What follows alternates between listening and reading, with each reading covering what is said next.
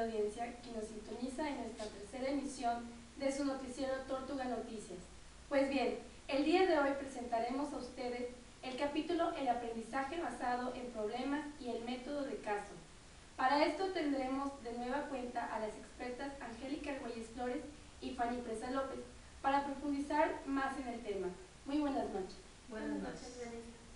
Bien, para empezar quisiera hacerles unas preguntas. ¿En qué consiste el aprendizaje basado en problemas? Bueno, consiste en el planteamiento de una situación-problema, donde la construcción, análisis y o solución constituyen el foco central de la experiencia y donde la enseñanza promueve deliberadamente el desarrollo del proceso de indagación y resolución del problema en cuestión. Bien, y dentro de este aprendizaje basado en problemas, ¿qué papel juega el alumno? Bien, el alumno es quien afronta el problema, tiene que analizar la situación y caracterizarla desde una sola óptica y elegir o construir una o varias opciones viables de solución. ¿Cuáles son las vertientes por las que se puede entender y trabajar el aprendizaje basado en problemas? Mira, son dos. En el nivel de diseño del currículo y como estrategia de enseñanza, en las cuales el interés estriba en fomentar el aprendizaje activo, aprender mediante la experiencia práctica y la reflexión, así como vincular el aprendizaje escolar con la vida real, además de desarrollar habilidades de pensamiento y toma de decisiones. ¿Y cuáles son las características básicas del aprendizaje basado en problemas?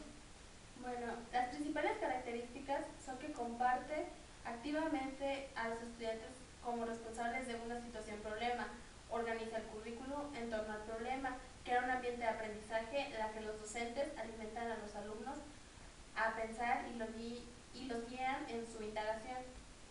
Y entonces, ¿los alumnos solo participan de manera activa y se sienten motivados en las experiencias educativas que promueve el aprendizaje basado en problemas? Claro que no. También mejoran sus habilidades autorreguladoras y reflexionan su pensamiento, pues pueden concebir diferentes perspectivas o puntos de vista, así como estrategias de solución en relación con el asunto en cuestión. ¿Cuál es la importancia del aprendizaje basado en problemas? El aprendizaje basado en problemas estriba en que las aulas trabajan con un enfoque que se convierte en una comunidad de aprendizaje, donde la información y la construcción del conocimiento son actividades colectivas que generan el interés y el compromiso de los alumnos. Ahora bien, el trabajar mediante la concepción de problemas y soluciones desarrollan habilidades. ¿Usted nos podría mencionar algunas de estas habilidades? Claro, entre estas encontramos la abstracción, que implica la estructura de conocimientos con mayor facilidad y deliberación.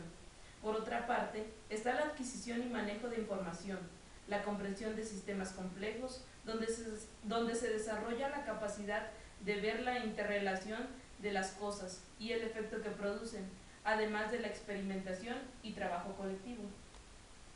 ¿Nos podría ilustrar con algunos ejemplos donde podamos ver el vínculo entre los contenidos y problemas disciplinarios con problemas de la vida real?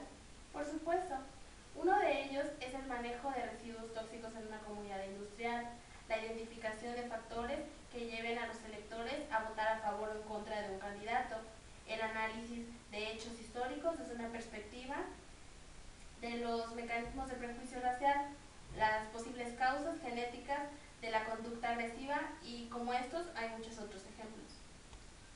¿Cuál es la metodología o formato para la conducción y diseño de unidades de enseñanza que incorporan el aprendizaje basado en problemas? En sí no existe una metodología, pero sí principios básicos, como el que la enseñanza basada en problemas inicia con la presentación y construcción de una situación problemática, que los alumnos asumen el rol de solucionadores de los problemas, que la situación-problema permite vincular el conocimiento académico a situaciones de la vida real, así como que la evaluación y la asesoría están presentes a lo largo de todo el proceso, además de que se plantean situaciones de aprendizaje basados en problemas multidisciplinarios. Y a todo esto, ¿cuál es la importancia del rol del docente como tutor en el aprendizaje basado en problemas? Bueno, pues el docente es quien guía el proceso de aprendizaje del grupo, estimula a los estudiantes a lograr un nivel cada vez más profundo en la comprensión de problemas abordados y se asegura que todos los estudiantes participen de modo activo en el proceso del grupo. ¿Cuáles son los beneficios que trae a la enseñanza la utilización de problemas abiertos? Pues trata de vincular a los alumnos en escenarios relevantes, así también como hacer una conexión entre la teoría y la práctica.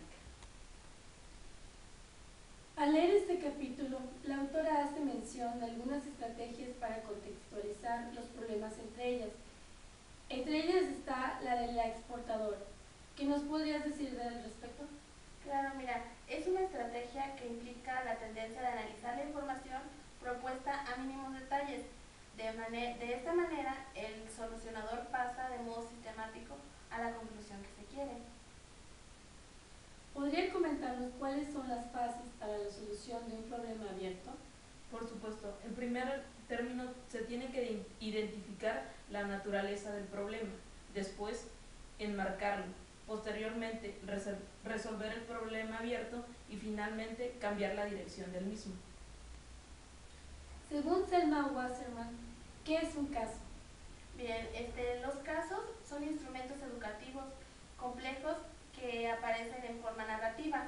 Un caso incluye información y datos, así como material técnico. ¿Cuál es el lado positivo de los casos? Es que se constituyen en torno a problemas o grandes ideas, es decir, aspectos significativos de una materia o asunto que garantizan un examen profundo. ¿Qué es lo que se pretende a través del análisis de casos? Mira, lo que se busca es que tanto como los alumnos y los profesores tengan la capacidad de discutir con argumentos, de generar y sustentar ideas propias, de tomar una decisión en condiciones de incertidumbre o para realizar juicios de valor, así como lo hacen los médicos, científicos, abogados, ingenieros, economistas y psicólogos. Además del juicio crítico, ¿qué otros aspectos se ponen en práctica con esta estrategia? No solo se destaca el razonamiento de los alumnos, sino también la expresión, el respeto y la tolerancia hacia las opiniones de los demás. Según Wasserman, ¿cuáles son los puntos clave para elegir un caso adecuado para la enseñanza?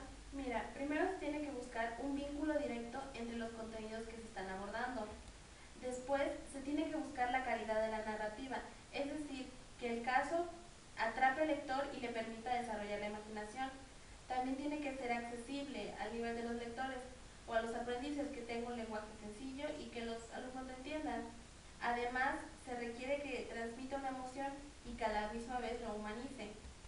Por último, se busca que genere un dilema y controversia, ya que un buen caso no tiene una solución fácil ni un final feliz, sino qué es lo que se debe hacer y cuál es el camino correcto. ¿En qué beneficia que en el análisis de casos se trabaje en pequeños equipos? Bueno, pues con esto se pretende promover una mayor tolerancia hacia las ideas de los demás, así como tener una mejor disposición a escuchar otras y expresar varios puntos de vista. Hemos llegado al punto de discusión e interrogación de un caso. En este sentido, ¿qué es lo que se requiere para el inicio de la discusión? Bueno, en primer lugar se requiere crear un contexto para llevar a cabo la discusión, caracterizar qué tareas se van a realizar y dejar en claro los asuntos que se abordarán y la importancia de cada uno de estos. ¿Qué papel juega el docente en la discusión? Pues tiene un papel muy importante, ya que tiene que promover un clima de respeto entre los alumnos, así como también diferenciar la calidad de las respuestas. Otra cosa muy importante es que debe evitar la dispersión de sus alumnos y no intentar interponer sus ideas, sino también conducir la discusión y valorar su progreso. Entonces podemos plantear la discusión casi como si fuera el método científico. Mira, la discusión tiene una secuencia que no es lineal, sino interactiva, en donde existe la observación, el análisis, la prescripción y la evaluación. Es algo muy parecido, pero no igual. Ah, ok. Me parece perfecto. Ahora bien, ya casi para finalizar con la entrevista de esta ocasión, me gustaría hacerle las últimas dos preguntas. ¿Cuáles son los principios que se deben considerar en la evaluación del aprendizaje? El primero de ellos nos dice que debemos obtener información del proceso mismo, de cómo se está pensando y cómo se aplica en el conocimiento, en lo personal y de manera conjunta. El siguiente es trascender la evaluación a la medición del recuerdo de la información declarativa vinculada al problema analizado. Y por último, tenemos la retroalimentación del alumno hacia el alumno, y docente, con miras a mejorar el proceso de enseñanza-aprendizaje. ¿Cómo se integran los objetivos que se persiguen en el aprendizaje según Boller? Mira, se integra en 8 diferentes categorías, que son fomentar el pensamiento crítico, promover la responsabilidad del estudiante ante el estudio, transferir información, conceptos y técnicas, convertirse en una autoridad en un ámbito concreto, vincular aprendizajes efectivos y cognitivos, fomentar la motivación, desarrollar habilidades cooperativas y promover el aprendizaje autodirigido. Bueno, pues muchísimas gracias por haber contestado a nuestros cuestionamientos. Gracias por invitarnos. Gracias al público que nos sigue en cada emisión. Esto fue todo por el momento en la tercera emisión de Tortuga Noticias. Hasta la próxima.